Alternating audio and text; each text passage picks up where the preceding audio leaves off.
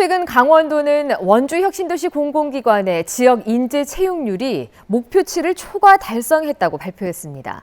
그런데 원주 MBC가 혁신도시 공공기관으로부터 자료를 제출받아서 분석한 결과 일부 기관들이 예외 규정을 적용해서 대상 인원을 줄이고 채용률을 높인 것으로 확인됐습니다.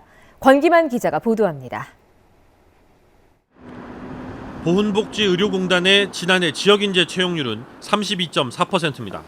전체 채용 인원 68명 중에 22명이 지역인재로 채용됐습니다. 대한적십자사는 지역인재 채용률이 50%로 훨씬 높습니다. 그런데 어찌된 일인지 지역인재로 선발한 직원은 전체 신규 채용 직원 367명 가운데 4명뿐입니다. 1%에 불과한 지역인재 채용률이 50%로 둔갑한 겁니다.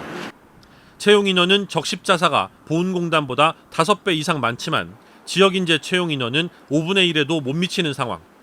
이런 이해하기 힘든 계산법이 가능한 이유는 혁신도시특별법에 명시된 예외 조항 때문입니다.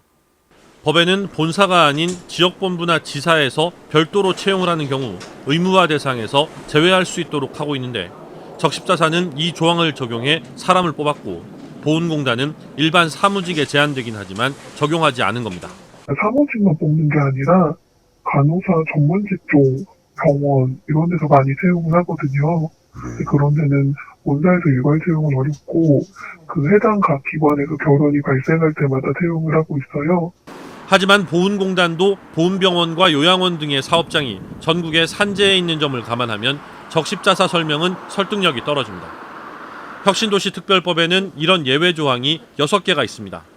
지난해 도로교통공단은 124명 가운데 7명을, 건강보험공단은 1000명 가운데 41명을 채용하고도 지역인재 채용률은 33.3%, 21.9%라는 계산을 내놓았던 것도 같은 이유입니다.